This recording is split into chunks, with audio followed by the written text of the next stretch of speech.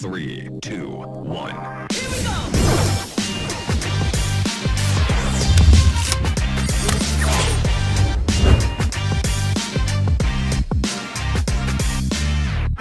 Hey everybody, welcome back for another week of the Let's Dig In podcast. I'm your host, Chef Rich Rosendale, and we're joined with our co-hosts, Christopher Rieloff and Rachel Barnett. And this week, I'm super excited because you guys know I love barbecue. It's also that time of the year. Everybody's putting briskets and pork shoulders on the smoker. Well, we figured we would reach out to Daniel Vaughn. He is the barbecue editor at Texas Monthly. He's an architect turned food critic, but obviously with barbecue. Many consider him to be the sheriff of Texas barbecue. If you're cooking barbecue anywhere in the United States and you're calling it Texas barbecue, you're going to be on his radar. But we had a great conversation. He really kind of gave us some insights as to how he goes about selecting various places in Texas and talked about some of the different regions and who's doing great barbecue. It was a great conversation. So without further ado, let's dig in with Daniel Vaughn. Daniel, great. Thanks for being on the Let's Dig In podcast.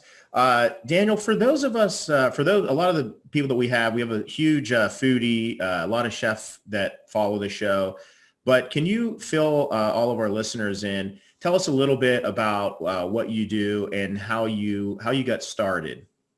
Yeah. Well, I am the barbecue editor at Texas Monthly, and it is a strange thing. I've lived in Texas for 20 years now.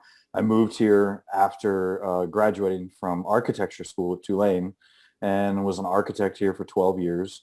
And I fell in love with Texas barbecue as soon as I moved here. And I had Texas Monthly was the first magazine that I got a subscription to after I moved here.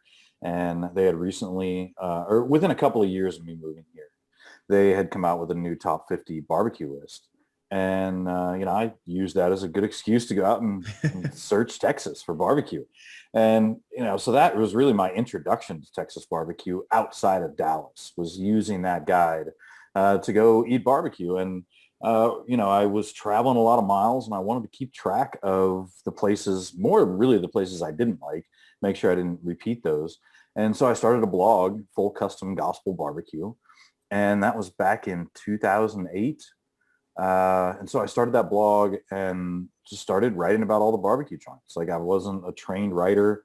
I didn't go to journalism school. I just started blogging and really just started taking in reader input on what they wanted to hear from me and sort of opinions they wanted. People always wanted more photos. And so, I just continued to add on to that blog. And once I was about 500 posts in, wow. Texas Monthly asked if I could be part of their team. And really it was just more of an informal thing. They wanted me to write some freelance pieces and be part of their tasting team for the 2013 top 50. But by the time that top 50 came out, I had convinced the editor there to give me a full-time job writing about barbecue. I quit my job in architecture. Oh, wow. My wife was not quite as happy with it as I was, but she was very supportive. When I first got the call from Jake Silverstein, who was the editor back then, I called my wife. I was like, hey, they're offering me this job. This is so awesome. Like, I can't believe it. And she's like, well, how much does it pay? It's like, oh. Not even close to where it was. Okay, yeah. I guess we got to talk about that. So, she's always been the breadwinner of the family anyway. She's always made more money than I have. I'm totally fine with that, and continues to. So that's where we are today now, 8 years into this job, full time, driving around Texas, eating barbecue and writing about it. What a rough life. I know. Just drive around Texas and eat barbecue and write about it. Yeah, it's the research I would do for free. It's the writing part they pay me for. Right. Yeah, exactly. Daniel, so it's really interesting to kind of hear the evolution of that. And how would you say that since kind of getting started in the very beginning, how would you say that you've kind of seen Texas barbecue, whether that be regionally or even as you look at that compared around the United States? How do you feel like barbecue in America has really changed since you got started? Well, when I started writing about barbecue on the blog, this was, pre-Aaron Franklin. And I think that is really what marks the huge shift in Texas barbecue is post 2010 after he opened. He opened in late 2009. And so much changed about Texas barbecue after that point. I'm not saying that he's the only reason for that. He's certainly a big reason for the influence of Texas barbecue now. But back when I first started writing about Texas barbecue, it was seen as I don't know, this sort of quirky barbecue style that really fascinated itself with beef rather than pork. And I really think the Memphis, Kansas City, Carolina style barbecue had much more prominence, I think, across the country as far as familiarity and just overall, just overall popularity. It's just funny to have seen that shift so dramatically to now where, just a couple of weeks ago, I went to North Carolina I went and certainly ate a lot of pork, but I was there to check on the brisket and, this piece of meat, this cut of meat that was so foreign to anybody in North Carolina 10 years ago, is now found, pretty easily across the state. Yeah. And actually went to a couple of places that were dead ringers for Texas barbecue joints. I mean, not just taking brisket and adding it to the menu, but like taking the entire philosophy of Texas barbecue and applying it to their business model. The atmosphere, the barbecue, standing in line for barbecue, watching your individual trays be built right in front of you, having a vast array of proteins and sides. And if I went to a place called John G's in Peachland, North Carolina, which is east of Charlotte, and I might be getting a little ahead of the conversation here, but it was just one of those feelings. Like if I had dropped a Texas barbecue fan right in the front of that place on a Saturday morning with the line forming in front of them and the smell of oak smoke and the J&R oil or smoker from Mesquite, Texas, and the free cooler of beer, they would have sworn they were in Texas about to eat barbecue. I mean, not until they saw the cheer wine available up by the register, but they have a clue that they're outside of Texas. So to have gone from, having Texas barbecue being seen as this sort of oddity in the barbecue world to being what today is by far the most dominant style as far as what people are emulating across the country is pretty dramatic to have seen that change. And, I really do think that a lot of that has to do with Aaron Franklin and just the way he brought prominence to brisket and the way he shared the ways that he prepares it and made that accessible to so many other people.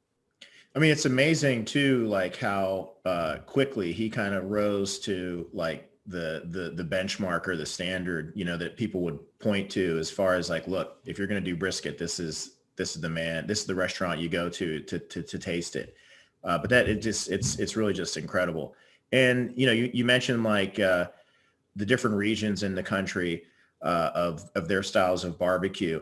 I feel like when I was kind of growing up, there was the ones we know about, the Texas and North Carolina and Kansas City. But I also feel like when I got out of culinary school, I feel like a lot of the people that even like chefs and pit masters, aspiring pit masters would go to Texas. They'd go to a lot of these these classic places, and they would learn the craft of barbecue, and they kind of move around the country. And as a result, here we are years later, and there's some pretty good barbecue, really great barbecue in all, in places what you would normally consider like, culinary backwater, like a place that, you never even would have thought of as a food town. And I also think that New York has almost become like another barbecue region that is kind of this like mixture of obviously the different ethnic backgrounds and everything. But I feel like, a lot of the craft, the origins go back to your places like Texas where, they've been doing it for years, but it's been really kind of amazing to see. Yeah, I think one thing about New York, though, is I was really hopeful for New York for a while that it would continue to grow, the popularity and the number of places opening. And I feel like a lot more places have closed, and not as many places have jumped in to sort of take their place. So Yeah. while I love the barbecue that's there, places like Hometown Yeah. are doing a phenomenal job of Texas style barbecue and making it their own with their, making it their own sort of New York style barbecue as well. And I think, that part is what makes me hopeful, is to see that maturation. Yeah. I think if you're gonna create a barbecue style within a city, within a region that hasn't had it in the past, you've got to start somewhere.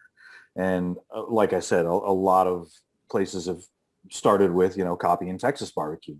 But I think, when you start to see some of those changes happening and that maturation into their own style of barbecue is what really makes me hopeful for, the continuation of barbecue as a tradition that has regional aspects and regional flavors across the country. And, I follow your Twitter feed a lot, and I always see you posting a lot of just amazing little places that you've never even heard of. And it's like, oh my God, it looks so good. Do you feel like there's anything that you've seen that's maybe hot this year, as far as maybe it's a region or a particular influence, anything that you've seen? We're kind of coming off the heels of the pandemic, and those have made impacts on restaurants, and people are kind of recalibrating for needs of being profitable and stuff. But have you seen anything that you feel like is kind of really hot, or a trend or anything this year? Yeah. There are a few things really. Boudin is one of them. Wow. A lot of places really focus on, a lot of barbecue joints in Texas specifically focus on sausage making as a big part of the barbecue style here. And while, Boudin certainly has its roots in Louisiana, Cajun country, it's making a link of Boudin isn't all that much different than making a link of sausage. And while down in Southeast Texas, you'd seen smoked Boudin in a number of restaurants, now it's starting to spread. And you see it in North Texas and Central Texas. Really? Using brisket instead of pork, down at Truth Barbecue, Leonard Botello in Houston, he uses frozen chunks of brisket, leftover already smoked brisket, and he grinds that into the rest of his mixture along with the rice and smokes it. There's burnt end boudin has become sort of a signifier of a modern Texas barbecue, of using a beef base, a smoked beef base in the boudin rather than strictly pork. There's even like a crawfish boudin, a smoked crawfish boudin at Bodacious Barbecue in Hallsville in East Texas. And so, yeah, there are lots of different boudins. And, I don't know if it is because of the pandemic or if it's related to that at all. But I mean, if I was running a business and seeing meat prices today, I would certainly want to perfect the sausage that's half rice. Yeah. You just said, I was like taking some notes here because you just gave me some like great ideas that I'm going to go in and tell the team, like, okay, guys, we're making some sausage using some of the leftover cooked brisket. Great ideas. I love that. And you kind of led right into one of the questions I had here with brisket prices, like raising so sharply. And I'm sure by the time this podcast is on, they're probably going to go up even more given the recent hack with meat supply.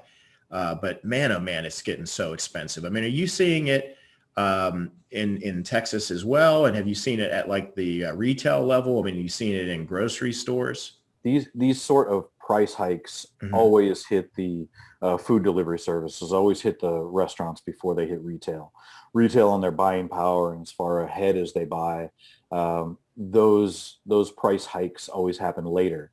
Which sucks for restaurants because the restaurants are raising their prices and the consumer is like, well, hey, idiots, your prices aren't going up. Look what's over here at the H-E-B or the Kroger. I could still get brisket for this Costco, much. Yeah. Yeah. But I literally just got back from a barbecue road trip. Like I walked in the door 5 minutes before we got started here. And I talked to one guy who's using 1855 prime briskets, and his latest shipment came in at $5.80 a pound for brisket. Really? That's compared the to highest I've heard. $2.90, 6 months ago. Oh my God. Another guy, he's shopping around, any retail outlet he can find, Restaurant Depot and Costco and whatnot. And the cheapest he's finding for just choice briskets is about $4 a pound. Wow. So it is a dramatic spike right now. And where was that at? So the second one I talked about, that was Harris Barbecue, which is in Cedar Hill, which is just southwest of Dallas. And then the other one was at Barbecue on the Brazos, which is in a Texaco station just in Crescent, which is just southwest of Fort Worth. So, that's the numbers we're seeing right now. And none of these have taken into account anything that just happened with JBS. That happened 2 days ago. Right. So that hit in supply isn't going to affect the market for at least a few days. And so we haven't even seen, how that's going to have a ripple effect. But yeah, Tejas Barbecue down in Tomball, he showed a photo of his menu, and like every price on his butcher paper menu has a green piece of masking tape over it because he had to raise the price on pretty much everything. He's selling his brisket for $34 a pound right now. And when we had brisket that was $20 a pound 5 years ago, people were just up in arms. Like, how could that possibly be? And, Terry Black's just went up to, well, not quite 30, $29.98 a pound. So where 5 years ago, we would see a move from barbecue joints posting their price per half pound. And now I'm seeing some places posting their price per quarter pound so that they don't get that. That sticker shock. So that customers don't get that shock value. We've tried that. Yeah. But, then the other side of all that, though, is you raise your prices because, you got to raise your prices because as I told Kelvin Harris Barbecue today, like, you're not working this hard to not make money. Right. You got to charge what you got to charge. And, I, after hearing so many and seeing so many conversations about the price of brisket, it's almost like it's just people talking about the weather. Like, they want to complain about something. Right. And they're already in line at your barbecue joint. That's where they're complaining about it. And they're still going to order the brisket. Right. They just want something to complain about. So, right. If you want your favorite barbecue joint to be around, you better hope that they're charging enough to be able to make money. Right. Good point. It's actually interesting you mentioned that because now that we've got you on the show, I got to send you out afterwards. We're just about done with it, but we're getting ready to launch a all natural beef tallow soap that has our brisket fat, because there's a lot of it, and charcoal, a little castor oil, and some lye. And I'm going to tell you what, it is like, it lathers up beautifully. It keeps your skin moist. And it smells good. So I got to send you some of that. We're trimming it obviously before we cook it, but this was prompted because of these crazy, the prices going up. And as you said, you got to make sure that you can stay profitable. So I'll have to send you some. I believe you, feedback. and I believe you because, oh my God, it was at least 10 years ago. There was a Kickstarter long ago called Meat Soap. And that was me and a few friends decided that we would take a bunch of different fats and make soap out of it. And there you go. See, I don't feel like I'm crazy now. It's still on Kickstarter. Really? If you search for Kickstarter, I am going to do that. Those are my hands holding a bunch of. What was it called? Meat soap? Soap. All right. Meat soap. And so my friend Allie Dreyer and her husband and another friend of ours, we melted down a bunch of fat and strained it out and made soaps out of it and sold it as a Kickstarter. We ordered molds from China that had like a little pig blowing bubbles and said meat soap. I still have those actually in the closet. So all right, I feel so much better now. If you ever wanted to bring back like a meat soap brand, I can send you the molds. Oh wow, that is crazy! I cannot believe that. That's so cool. So another thing that is, and I feel crazy even asking you this, but it's a kind of a sign of the times with everything that's been happening in the country. with, so many things changing, even the way people eat, and plant-based food does it have a place in the smoker barbecue? I mean, have you come across some like plant-based barbecue and I don't know, maybe that's very simple. Yes and yes. Vegetable. Yeah. Okay. I mean, there's no reason that barbecue fans need to be afraid of vegetables. I mean, we've been eating coleslaw and potato salad for how long? I mean, I just smoked cabbage steaks over the weekend along with the lamb that I smoked. And it was specifically for a recipe to put up online on the Texas Monthly site for an option for vegetarian barbecue. I mean, I think there are, well, let's put it this way. For me, I'm not a vegetarian, right? It's obvious. But if I'm going to create a vegetarian recipe, I want to do it with vegetables. Like I want to take a vegetable that I think takes on a smoke flavor well and is able to, transform a bit in the smoker rather than, making seitan or something like that. And so, I mean, cauliflower, there's lots of smoked cauliflower out there now. Anywhere from smoked cauliflower steaks at 18th and Vine here in Dallas. They've done it for a long time.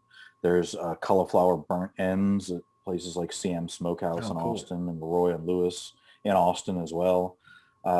So, these are, straight up vegan barbecue. Now, they are cooked in the same smoker as the meat. So, they're not strictly vegan. But, this is looking for ways to use vegetables that are able to take on smoke well. And I did learn through my couple of different cooks for cabbage steaks is that the green cabbage works a lot better, especially a little bit less dense green cabbage. Something that the more dense, the less smoke it's able to sort of bring into the middle of it, and just the longer it takes to cook. That part's pretty obvious, but the lesser dense green cabbages work better than the denser red cabbages. Are you cutting the core or anything out? Or? Actually, I tried it a few different ways. I tried them in wedges. That doesn't work out so well. Tried them as steaks cut, while first cutting it off the stem. Okay. And those just fell apart. So using the stem for a little structure is helpful. Okay. And so like a big head of cabbage, I was getting 3 to 4 steaks out of. Either you cut and keep the whole stem as your middle steak with 2 on either side, or you cut right through the stem and then do two more on either side of it. So you end up with either 3 or 4, and nice and thick steaks. Put a little oil down on a sheet pan, and put the steaks on top, put a little more oil on top. You could use butter if you're okay making them vegetarian rather than vegan. And then really just season them liberally on one side, on the top, with your favorite barbecue rub. One with a little bit of sugar is helpful. And then put it on the offset smoker. And it takes on the color and really takes on the flavor of the smoke really well. It tenderizes, and then it doesn't get quite tender enough in the smoker without drying out. So I just covered the whole thing in foil and popped it in a low oven or a 300 degree oven and just let it ride while I was getting the rest of my lamb out of the smoker. And they turned out really, really well. Yeah, that sounds awesome. It was good. Yeah. I got to laugh though, because maybe it's the carnivore coming out of me, but as you were explaining everything and you cut out the core, I'm like, oh, maybe we could stuff that with some boudin and smoke it upside down with. So I tried that. I didn't stuff it with meat, but I also tried smoking the whole cabbage with just the core taken out, and I filled it up with a bunch of butter and seasonings, and that didn't work out well either. Like having the consistent thickness of the steak worked a lot better than the inconsistency of the wedge or the whole head, either one. I mean, I love doing cauliflower as a whole head, but it just didn't work out so well with the cabbage. But I'm also, there's also smoked jackfruit showing up on several menus. Yeah. Oh, yeah. I just had a really great one at Intrinsic Smokehouse in Garland. And it was the first time where I bit into one and thought, wow, this is a really good sandwich. Really? Like, this isn't okay for vegetarian barbecue. Like, this is a really good sandwich. It was, the jackfruit itself, like each individual piece had structure to it. It had the smoke flavor, had the seasoning, and then the sauce that they put along with it. Yeah, it was a really good sandwich. So, I'm not going to stop writing about any sort of brisket and ribs or anything, but Sugar Fire Smokehouse. It was actually one of the funniest ones because so they're not a national chain yet, but they're a St. Louis-based chain, and they opened up a Dallas location, and they have this smoked portobello mushroom sandwich. Right? It sounds like, I don't know, boring enough, right? It's a smoked portobello sandwich, but they turn it into a Big Mac. So it is massive. It's like a foot tall, and it's got 3 buns and everything that would go on a Big Mac. It's got like the burger sauce, shredded lettuce, and it is a little strange to see a slice of American cheese melted right on top of a portobello mushroom. And honestly, it was better after I ate half of it, just the top half, just taking it off. But it was a really good sandwich. And that one was kind of fun because it's like, just because it's the vegetarian version doesn't mean it has to be like the super most healthy version of a sandwich you can make. Right. Like vegetarians like to eat, fatty stuff too. So, making it a little bit over the top like that, I thought was fun. Yeah. I mean, I think I'm with you as well. And I know Rachel and I have talked to about this just being more like if you're going to eat vegetables and plant-based, I mean, I feel like still trying to eat more vegetables instead of, things that are like really heavily processed and stuff like that. Because you can do some extraordinary things with like vegetables. And jackfruit too is definitely another one that I've heard a lot of people really speak super highly of. I haven't tried it with barbecue, but that's another one that we've got to try out. I've had jackfruit as like a pulled pork sandwich almost, as like a substitute for pulled pork, and it was really really good. Mm-hmm. Yeah, I mean it does work. I mean it's I haven't been able to try it yet, but there's a new product in like the freezer aisle. It wasn't in my local grocery store, but BBQ, and it is smoked jackfruit that is seasoned like barbecue, and they're selling it as a barbecue substitute. I mean, if I were to choose the name of a vegetarian barbecue option, I think I would stay away from something that sounds like barf, but right. Barbecue. Anyway, just don't say it too fast. Right. Daniel, I have a couple of questions. You were not too long ago. We did a podcast with a pastry chef that she used to be an architect too, and she moved to the culinary world. And I was amazed when I was actually looking at your LinkedIn. And when I was reading that you were an architect, it was like, and then you also have knowledge on project design and stuff like that. It was like, for me, it's pretty interesting how you moved from architecture to barbecue. It was just because you like barbecue or something like that.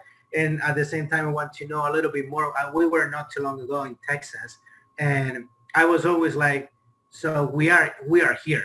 I want to really know what is the barbecue about here in Texas, because I mean, everyone is always saying like, they're gonna tell you that in every city, you're not gonna beat our barbecue and stuff like that. So if you can tell me a little bit more about how you moved from architecture to actually the barbecue world, and what is actually the Texas barbecue? What is about it? Yeah, well, so that first one, how I moved from architecture to writing about barbecue. I mean, I don't really think there's much of a connection between the two. I do find there are, and as soon as I say that, it's like Chris Reed, who writes for the Houston Chronicle. He's their barbecue columnist. He's an architect. The folks who run ZZQ up in Richmond, one of my favorite barbecue joints, they were both architects. Wow. Wow, that's crazy. Yeah, I mean, I think there is something about the well-roundedness of an architectural education. I mean, I spent 5 years at Tulane getting my master's in architecture there, and so there's a lot of other classes to take. But honestly, once I got to architecture professionally, it's like only about 10% of people who graduate from architecture school and go on to work in architecture do the thing that they learned to do in school, which is design buildings. It's a very small percentage of the team who is, producing the plans of a building is doing the design part, right? So I was a project manager, a project architect, project manager.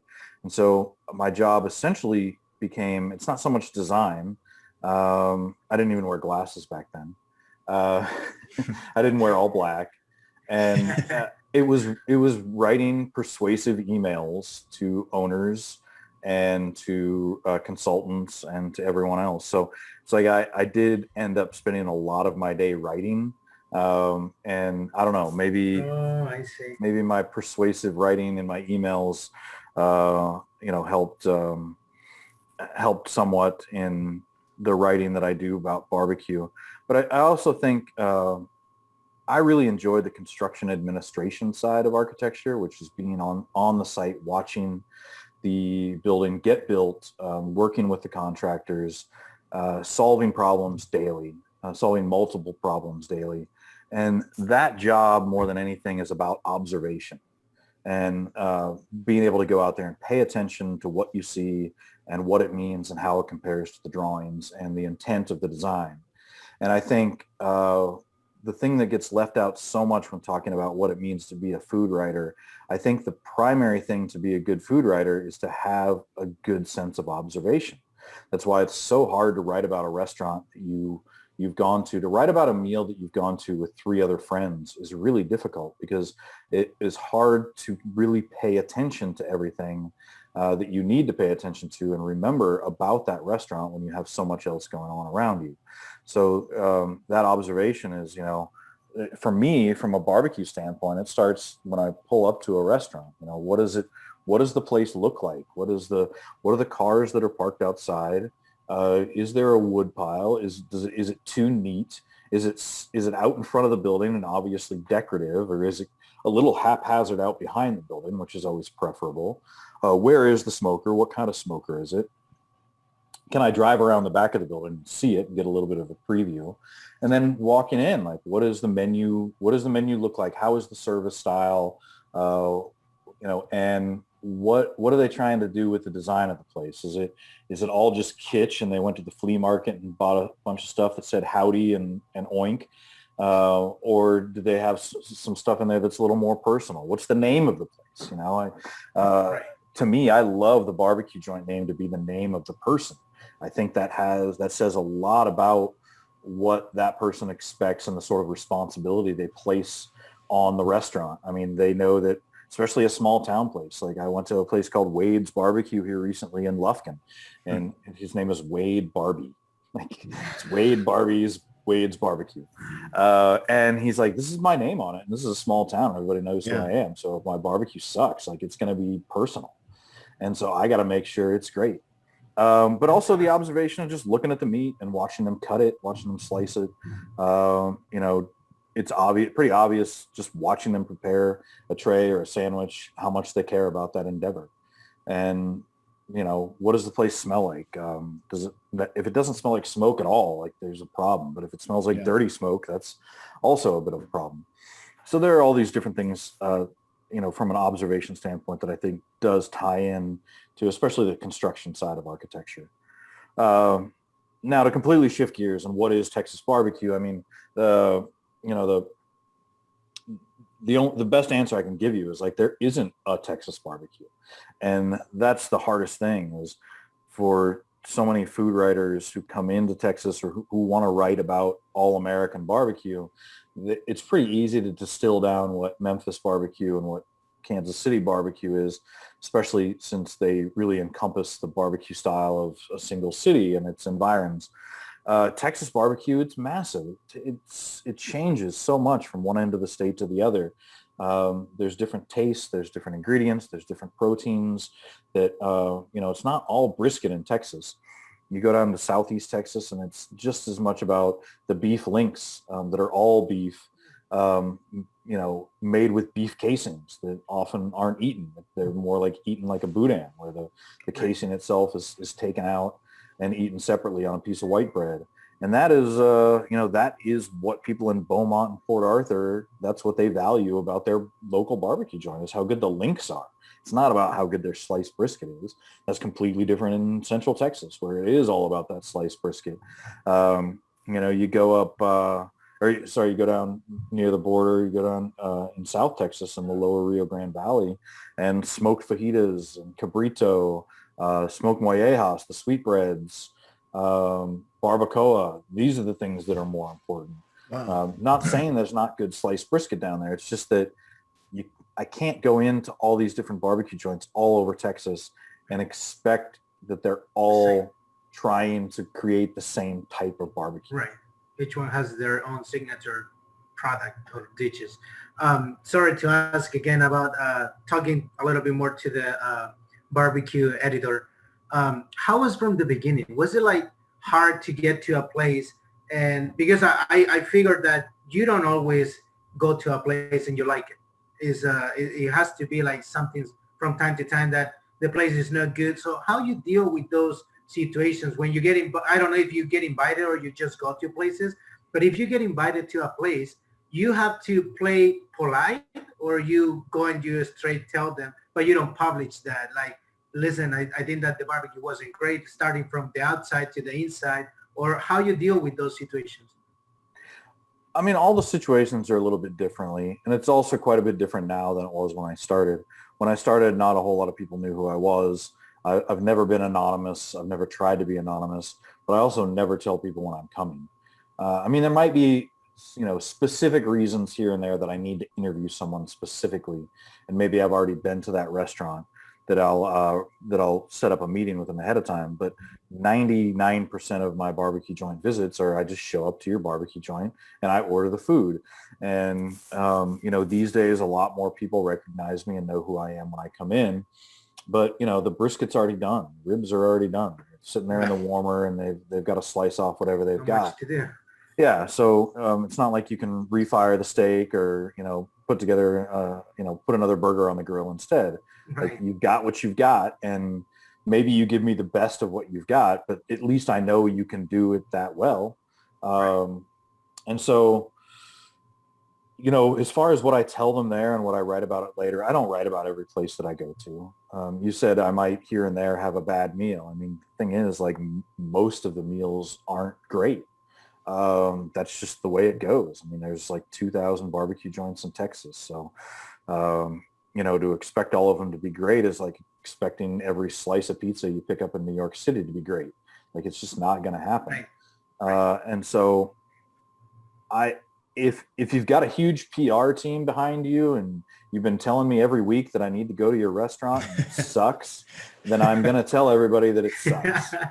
Right. If you're if you're a husband and wife team out in the middle of nowhere and you're open Thursday and Friday and nobody's ever heard your name, and I go out there and I don't have a meal, I don't feel like it's all that constructive for either the reader and definitely not for the business to be like, hey, everybody, this barbecue joint you've never heard of, it sucks.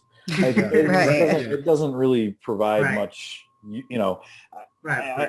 if I had a personal mission statement in my job, it is I connect people with good barbecue. And that is what I see my mission as. And that doesn't mean I only write about good barbecue or I only say nice things about the barbecue joints that I write about. But, if you have fantastic chicken and sausage and your brisket's not very good, then I'm going to say that in the review. Now, I'm also going to get like 20 people who go visit it and like, hey, idiot, their brisket sucks. And I'm like, I told you that in the review. Right. If you would have read it, you would have gotten the chicken and sausage instead. Right. Yeah. But as far as like how I talk, like the people in the restaurant, like a lot of times I will get approached by the people who run the place or who cook and ask my opinion. And, you guys know how it is with some restaurants. Like, hey, how was everything? Like, they don't care. Can you give me some constructive criticism about what's going on here? And I'll break it down for them completely. Like, there is nothing I'm going to tell you, or there's nothing I'm going to write in my write-up about this place that I'm not willing to tell you right now. Like, here are the things that I think you could work on. Here are the things I think you could do better. Here's the things you absolutely shouldn't change. And so I'm perfectly willing to do that.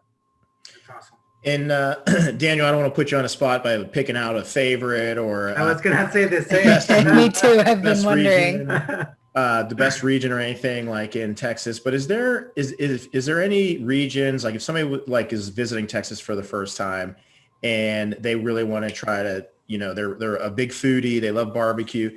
Is there any, whether it's like any restaurants, or do you feel like there's any of the cities or any areas that you're really kind of excited about where you say, wow, this is like writing the next chapter of this, the motherland of barbecue that has this rich history in the craft of cooking barbecue, but do you feel like there's any cities or any regions that are really kind of pushing the envelope that are, what's it going to be the next 10 years? Anywhere you're excited about? Yeah. Well, I mean, I'm excited about barbecue everywhere. I know, but that's not going to be places. Don't worry, that's not going to be my answer. So one of the things that is most exciting to me personally is that we are seeing a resurgence of small town barbecue.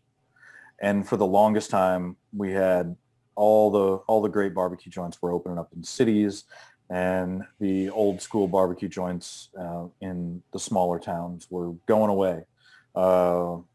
Closing up and nobody to come replace them. So seeing a place like Burnt Bean Co. in Seguin, Texas open up in December and really do some amazing things. I mentioned Wade's Barbecue in Lufkin, Texas, and there was JW's Barbecue in Jacksonville, just up north of it, in Jacksonville, Texas, that is, and Mimsy's Craft Barbecue in Crockett. Seeing some of these new places open up, doing a really phenomenal job in their small towns, and not feeling like they can just mail it in because they're in a small town and it's like one of the only options around. So that part is exciting. But that being said, like still where the growth is in great barbecue joints is primarily in the cities. And there's some good things happening in San Antonio. I think it's about to really break out. If you want to talk about the city that has got the most just fireworks going on right now, it's definitely Fort Worth, Texas. The places that have opened there, the new places, both just months old, a couple of years old, all of them doing really phenomenal food. And if a place opens up in Fort Worth, I can almost guarantee you it's going to be good. Like the competition there is just so hot right now. And that even is bleeding over into like the mid cities with a place like Hurtado Barbecue in Arlington and Zavala's Barbecue in Grand Prairie. They're kind of in between Dallas and Fort Worth there. But so I would say like Fort Worth, Goldie's and Bricks and Panther City and Danes and Derek Allen's and Heim Barbecue is the one that's been around forever. They're now on their third location. So anyway, I love what's happening in Fort Worth right now. If you want to talk about a city with the most, like a metro area with the most great barbecue, it's definitely Houston. But that's also because the Houston metro area is like the size of Rhode Island. So it is massive. And, it might take you an hour to get from one barbecue joint to the next. Yeah. With Tejas Barbecue up in Tomball and Killen's down in Pearland and Corkscrew up in Spring. Then Gatlin's right in the middle of town. Pinkerton's, Truth. I could go on. As far as like concentration of really great barbecue, it's still Austin. Mm-hmm. The number of great places that are in Austin that are, the same hitting five great places in Austin you could do in like an afternoon. Doing that in Houston, it's going to take you a couple of days just from all the driving. Right. So much of the great barbecue in Austin is still concentrated right around the downtown area. Man, it makes me want to make a road trip. Like, well, and that's right the thing. Away. Like, and if you're gonna make a road trip, like, focus on one of those places because you can get a full weekend out of any one of those. You don't have to come down and like, I'm gonna come to Dallas and eat at a couple of places, and then go down to Waco and go down to Austin and on and on. Just focus on one of those places and really get to know a city and the barbecue styles that are emerging within that city. Awesome. Well, I know we're getting coming up here on the hour. We're just getting started. Listen, you've been super generous with your time, and like I said, I know we're kind of going into barbecue season now, and that's why we thought it'd be a great time to be able to bring you on the show and really enjoyed the conversation with you. I feel like, this is one of the podcasts that I've been taking some notes, and you get some really cool ideas and some great places that I want to check out. And I love the fact that, you would expect that you would kind of point out a lot of like restaurants that are in the big cities. But I think just to echo what you said about supporting a lot of the smaller establishments where that's what they do. They don't have any intention of like, franchising or turning in. They just want to do what they do, and they want to do it great and serve their community. And I think if anything that last year has shown us, it's like how volatile, this whole ecosystem that we're in. And, you really got to try to support those stores because, if anybody's an essential business, if that's your business and you work there with your family or what have you, I mean, that's an essential business. And I think the community, as much as they can support them, or people visiting Texas, put those small places on your list to go to, and you'll find some great barbecue, and you're going to support a small business owner. Well, and we want to hear about them too, because I'm right now in the midst of the search for our next top 50. We do it every 4 years. And so we are in the thick of it now for the next month and a half, 2 months of traversing the state. There's actually a team of like 30 of us from Texas Monthly who are going all over the state trying to uncover the next great unknown place. Whether we'll find it or not, I don't know. But in the November issue of Texas Monthly, we'll come out with our next newest top 50. Wow. That's awesome. That's Do you great. do any research and barbecue testing outside of Texas, or do you try to stay specifically in Texas? Well, so I see my particular beat as like any barbecue in Texas and any Texas style barbecue outside of Texas. It's, Okay. I wouldn't say I'm like the Texas barbecue sheriff, but it's like, if you're saying this is Texas style barbecue, I'm going to come check it out. And, I'll be the judge of that. Not really, but I'm excited to always go try Texas barbecue wherever it might be. And that's not just in this country. Like, gone to Mexico and Australia and Belgium and France, and like it's amazing the places that you'll find Texas barbecue joints. Right as the pandemic hit, I was in Peru and I got stuck there for a little while, and the whole time I'm stuck in this hotel, and like just a few blocks away is this barbecue joint that was on my list but I had never gotten to, and so I'm just staring at it on the map like it's right there, but at that point like restaurants couldn't be open at all. So I mean, there are Texas style barbecue joints popping up pretty much everywhere. That's crazy. Any Texas I was gonna say any that you recommend down here in Florida? Florida, oh man, that's the This conversation Not just has my really. stomach like going crazy. I'm so Where hungry are you right in Florida? now. You said you're in Miami? Yeah, near. Okay, well, Hometown Barbecue opened up a location in Miami. Yeah, that's right. Yeah. Not that long Okay. ago. So I haven't been able to get out to that one, but if it's if it's anywhere as good as the one in Brooklyn, then that is certainly a good option for you. But I know that like every time best barbecue in which, the best barbecue in every state rolls around, it's always like Four Rivers Smokehouse in Florida. And while I like Four Rivers just fine, it's like we need a new great barbecue joint to mention in Florida. Right. And maybe it's Hometown. Maybe that'll be the one to hit. I'm not sure. Well, Daniel, too, next time you're traveling through Virginia, we're based right outside of Washington, D.C. We have our restaurant here, Route 657. You always have a standing invitation anytime you're passing through. And, of course, our good friend who I worked with at the Greenbrier, Ken Hess, he just opened up his restaurant, County Smoke. Smoke. Yeah, he does an amazing job, him and his wife. And But we'd love to have you anytime you're up passing through the area. And I got to send you some of the brisket soap just to get your feedback on it. So, but I'll put that in the shower and just not tell my wife what it is. Daniel, where can our listeners find out more about you? Well, so I'm at BBQ Snob on Twitter and Instagram. And then on Texas Monthly's homepage, you can just click the barbecue button and see pretty much all of my writing. Awesome. Well, can't thank you enough for spending some time with us today, and definitely got some great insight here, some great ideas, and we will be following you the rest of the year and looking forward to the November list. That's when it's going to be, the top 50 will be coming out.